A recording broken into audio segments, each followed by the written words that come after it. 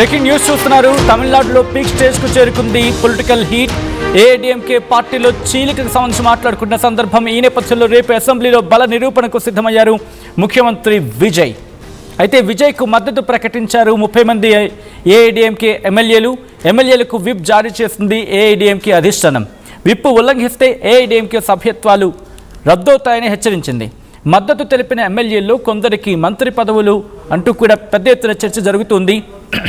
రేపు తమిళనాడు అసెంబ్లీలో హైడ్రామా కొనసాగే అవకాశం ఉంది. ఏం జరుగుతుంది అనే దానిపై సర్వత్రా ఉత్కంఠ నెలకొంది. ఇప్పటికే 30 మంది ఎమ్మెల్యేలు సపోర్ట్ ఇచ్చిన క్రమంలో ప్రస్తుతం దీనికి సంబంధించి తీవ్రమైన చర్చ జరుగుతూ ఉంది.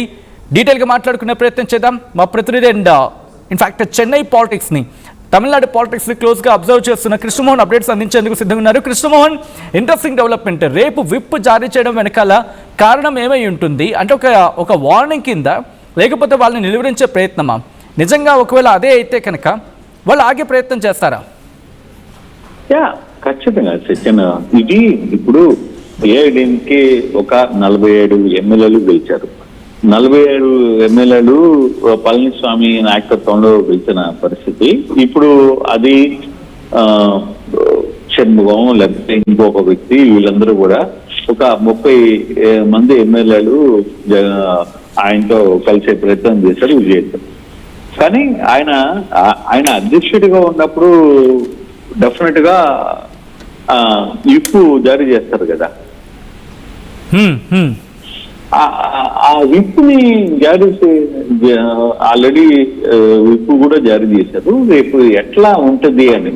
అయితే ఇక్కడ ఒక చాలా ఇంట్రెస్ట్ ఇష్యూ ఏం జరుగుతుందంటే, ఆయనకి సపోర్ట్ చేసే ఈ 30 మంది ఎమ్మెల్యేలు రేపు రాకపోతే ఎట్లా ఉంటుంది అసెంబ్లీకి, అంటే గైర్హాజరు అయితే ఎట్లా ఉంటుంది?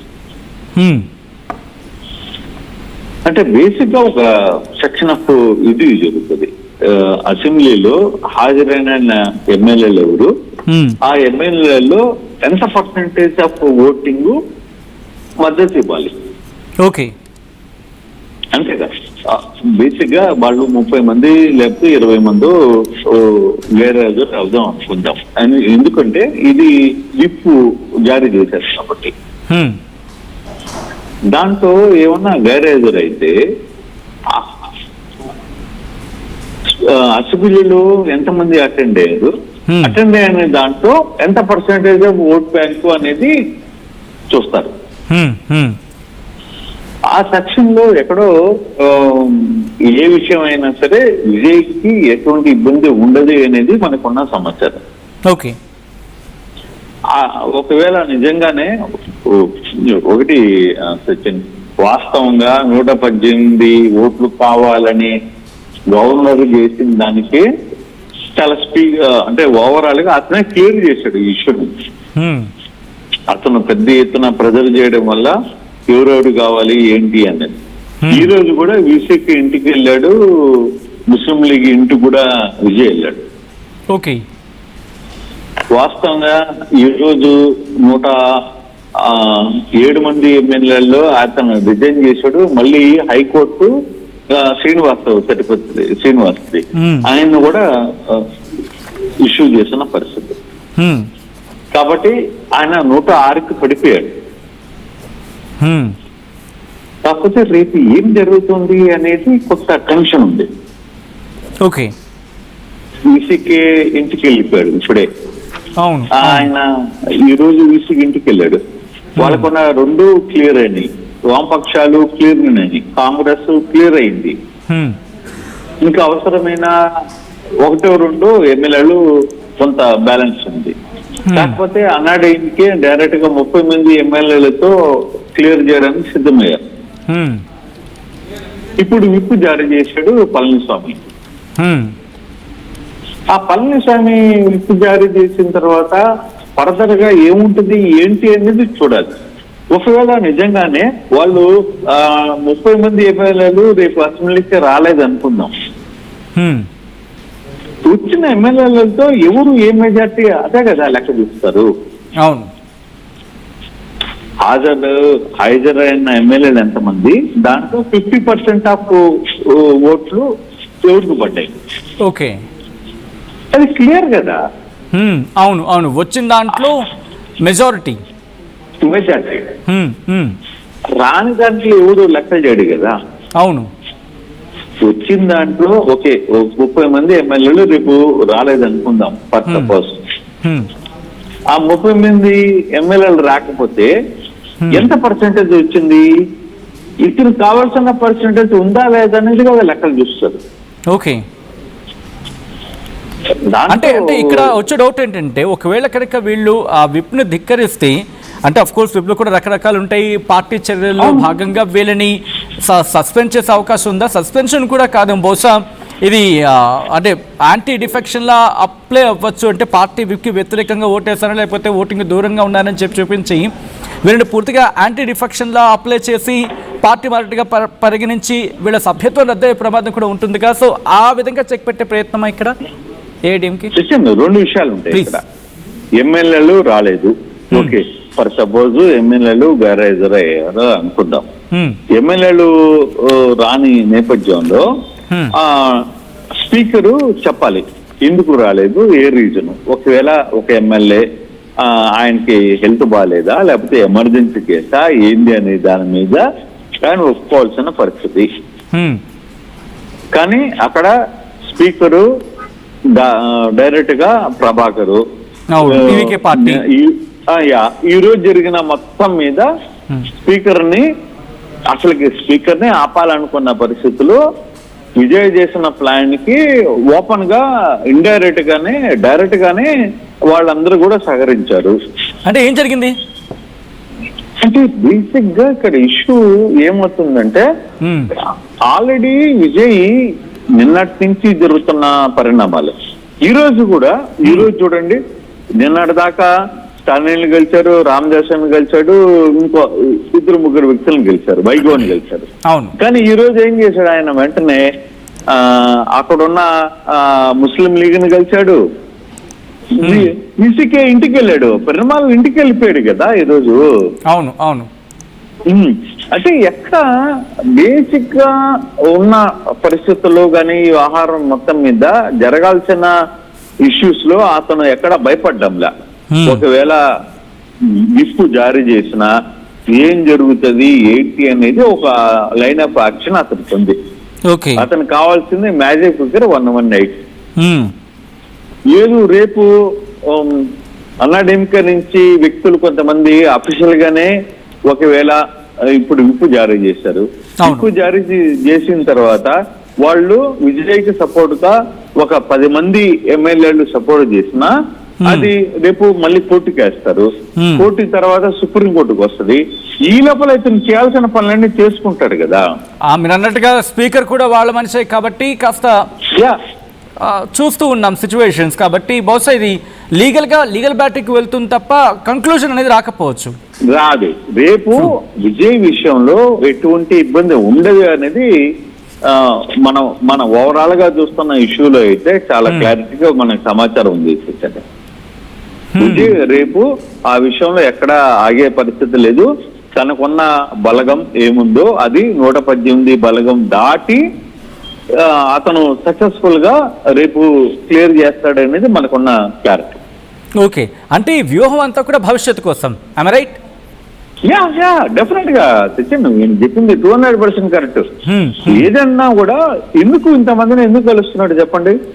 తమిళనాడు రాజకీయాల్లో ఎక్కడ లేని వ్యవహారాలంతా కూడా ఎందుకు చేస్తున్నాడు? ఈ వ్యవహారాలు అవసరమైతే డీమ్కోలు కూడా 2-3 కూడా సపోర్ట్ చేసే అవకాశం ఉంది. రేపు ఓటు 9 గంటలకి అసెంబ్లీ జరుగుతుంది. రేపు 9 గంటలకి అసెంబ్లీ జరిగిపోయే నేపథ్యంలో చాలా మార్పులు చేస్తాం, మనం ఊహించిన మార్పులు జరగబోతున్నాయి. ఓకే, కానీ ఈ వ్యవహారంలో విజయ్కి ఎటువంటి ఇష్యూ రాదు అనేది మన అబ్జర్వేషన్, మనం పూర్తిగా చూస్తున్న లెక్కలు. దీంట్లో ఎటువంటి ఇష్యూస్ ఉండవు అనేది చాలా క్లారిటీగా అయితే మనకు ఉంది. సచిన్, బహుశా ఇందాక మనం మాట్లాడుకున్నాం కృష్ణమోహన్, ఇందాక జస్ట్ టచ్ చేసుకున్నాం. ఇప్పుడు ఈ వీసీకే పార్టీని కావచ్చు, ఐఎంఎల్ని కావచ్చు, డిఎంకేని కావచ్చు, ఏడీఎంకేకి సంబంధించి కావచ్చు, లేకపోతే కొంతమంది కీలక నేతలను కలుస్తున్నాడు విజయ్ అంటే ఇది పొలిటికల్ మూవ్ అనుకోవాలా లేకపోతే ఒక సహృద్భావంతో వెళ్ళిన మూవ్ అనుకోవాలా? పొలిటికల్ వ్యూ తో పాటు ఆయన నేరుగా కలవాలని ఒక ప్రయత్నం చేస్తున్నాడు. నేనే వెళ్తాను అబ్బా, మీరు ఎందుకు పరిస్థితి, నేను వెళ్తున్నా, నేను మాట్లాడతా కదా మీకు ఎందుకు అంటే టీవీలో కూడా ఎవరిని ఎంకరేజ్ చేయట్లేదు. ఓకే, నేను చూసుకుంటా, నేనే వెళ్తా, అవసరమైతే ఒక నాయకుడితో నేను మాట్లాడలేదు కదా, నేనే మాట్లాడతా. ఇది చాలా ఇంట్రెస్టింగ్, చాలా కీలకమైన డెవలప్మెంట్. ఇందాక ఈసీకే ఇంటికి పోయినప్పుడు అసలు అక్కడ ఉన్న పబ్లిక్ అతను రిసీవ్ చేసుకున్న దానికి అసలుకి మనం అర్థం కావట్లే. ముస్లిం లీగ్ ఇంటికి పోయినప్పుడు కూడా మధ్యాహ్నం అసలు విపరీతమైన జనం, అక్కడి నుంచి అతను రావడానికి అరగంట పట్టిన పరిస్థితి. అంటే అక్కడున్న ఎమ్మెల్యేలు, గెలిచిన ఎమ్మెల్యేలు, ఆ నాయకులు వాళ్ళు చూస్తున్న వ్యవహారాన్ని కానీ ఇవన్నీ కూడా చూస్తే దాంట్లో అసలు నో డౌట్ రేపు విజయ్ అనే వ్యక్తి మనం ఎక్స్పెక్ట్ చేసిన 118కి ఆగుతాడా లేకపోతే ఇంకా ఎక్కువ ఆగుతాడా అనేది చూడాలి. Interesting. Thanks for the update Krishnamohan. మొత్తంగా అయితే మాత్రం అది సిచ్యువేషన్. అయితే ఈ 30 మంది ఎమ్మెల్యేలు ఏఐడిఎంకే నుంచి జంప్ కొట్టే సందర్భంలో చెక్ పెట్టేందుకు ఏఐడిఎంకే అధినేతగా మాట్లాడుకుంటున్న పళనిస్వామి కీలకమైన అడుగు ముందుకేశారు. ఏకంగా విప్ జారీ చేశారు. ఆ విప్ని పాటిస్తారా ఎమ్మెల్యేలు? పాటించకపోతే ఏం జరుగుతుంది? అది కృష్ణమోహన్ చెప్పినట్టుగా లీగల్ బ్యాటిల్కి వెళ్తుంది, కోర్టు వరకు వెళ్ళొచ్చు. బట్ బిఫోర్ దట్ కోర్టు మళ్ళీ స్పీకర్ని అడిగే అవకాశం ఉంటుంది. స్పీకర్ ఏం చేయొచ్చు, టీవీకే పార్టీయే కాబట్టి ప్రస్తుతం మేము దీన్ని చూస్తున్నామని చెప్పి ఆయన పరిధిలో ఉంచుకొని కాస్త కాలయాపన అనే పెద్ద పదం ఇక్కడ ఉపయోగించలేకపోవచ్చు, కానీ సమయాన్ని కాస్త ముందుకు తీసుకువెళ్ళచ్చు. అంతట్లో జరగాల్సింది జరిగిపోతుంది, మద్దతు ఇవ్వాల్సిన వాళ్ళు మద్దతు ఇచ్చే అవకాశం ఉంటుంది. ఆ సందర్భంలో ఒకవేళ అప్పటికీ కావాల్సి వస్తే మీరు మీ స్థానం నుంచి రిజిగ్నేషన్ చేసి వచ్చేసేయండి అని చెప్పి టీవీకే చెప్పి వాళ్ళు బహుశా వచ్చిన పెద్దగా ఆశ్చర్యపడాల్సిన అవసరం లేదు. ఫర్ సపోజ్ అక్కడ మళ్ళీ ఎన్నికలు అయ్యాయి అనుకుందాం, అక్కడ మళ్ళీ టీవీకే పార్టీ తరపున వాళ్ళు నించుంటే అప్పుడు ఇంకా అడ్వాంటేజ్ అవుతుంది కదా విజయ్కి. ఎందుకంటే ఎప్పుడైనా ఒక బై ఎలక్షన్స్ జరిగినప్పుడు అధికార పార్టీకి అడ్వాంటేజ్ అవుతుంది. కాబట్టి ఏ వ్యూహమైనా అది టీవీకేకు కలిసి వచ్చే అంశం అండంలో అతిశయోక్తి లేదు. సో ఇప్పుడున్న సిచ్యువేషన్లో ఏం జరగచ్చు అనేది ఆసక్తికర పరిణామం. విప్ జారీ చేస్తున్న సందర్భంలో ఏఐడిఎంకే ఎమ్మెల్యేలు విప్ని పాటిస్తారా, ధిక్కరిస్తారా? ధిక్కరిస్తే ఏం జరుగుతుంది? స్పీకర్ ఏ నిర్ణయం తీసుకుంటారు? అండ్ ఒకవేళ వాళ్ళు పాటిస్తే కనుక ఏఐడిఎంకేకి మద్దతు లేకుండా, అఫ్కోర్స్ ఇప్పుడు మద్దతు లేకపోయినా 120 మంది ఎమ్మెల్యేల బలం అయితే ఉంది. బట్ రేపు బల నిరూపణకి మాత్రం 118 క్రాస్ చేయాల్సిందే ఎట్టి పరిస్థితుల్లో కూడా. సో విజయ్ ఇప్పటికే సిపిఐ-సిపిఎం నేతలు విమర్శిస్తున్నారు కొన్ని సందర్భాల్లో, ముఖ్యంగా ఓఎస్డీని తన జ్యోతిష్కుడిని ఓఎస్డీగా నియమించుకోవడం పట్ల వాళ్ళు అసహనం వ్యక్తం చేస్తున్నారు. అండ్ దాంతోపాటు రాష్ట్ర గీతానికి ప్రాధాన్యత ఇవ్వలేదు, 3వ స్థానంలో తన ప్రమాణ స్వీకారం రోజు 3వ స్థానం కేటాయించడం పట్ల కూడా అసంతృప్తితో ఉన్నారు. అదేమైనా రేపు ట్రిగ్గర్ అవుతుందా? దాంతోపాటు డిఎంకే అఫ్కోర్స్ సపోర్ట్ ఇచ్చే ప్రసక్తి లేదు, పరిస్థితి కనిపించదు. And VCK obviously, but VCK అఫీషియల్గా లెటర్ ఇచ్చి సపోర్ట్ చూపించింది ఆ రోజు, బట్ రేపు ఫ్లోర్లో సపోర్ట్ ఇస్తుందా IUML? So interesting development. But రీసెంట్గా వెళ్ళి అందరినీ కలుస్తున్నాడు కాబట్టి బహుశా వాళ్ళు సపోర్ట్ ఇవ్వచ్చేమో. అండ్ లాస్ట్ మినిట్లో ఏమైనా తేడా కొడితే కనుక ముఖ్యమంత్రి పదవికి గండం ఉన్నదనుకోవాలి రేపటి విషయంలో. బట్ 118 అయితే మాత్రం ఈజీగా క్రాస్ చేసేస్తాడు ఇప్పుడున్న సిచ్యువేషన్ ఇలా కంటిన్యూ అయితే. But that is a interesting question. AIADMK support వెళ్తుందా వెళ్ళదా అనేది. ఇప్పటి వరకు వెళ్తారనుకున్న షణ్ముగం కావచ్చు, లేకపోతే వీళ్ళమని కావచ్చు, వీళ్ళు ఇప్పుడు విప్ని ధిక్కరిస్తారా, లేకపోతే విప్కి అంటే విప్ని బేస్ చేసుకొని వాళ్ళు ఏఐడిఎంకేతో కంటిన్యూ అవుతారా? Interesting discussion. చూద్దాం రేపు ఏం జరుగుతుంది అనేది. మీ అభిప్రాయం ఏంటి కామెంట్ చేయండి.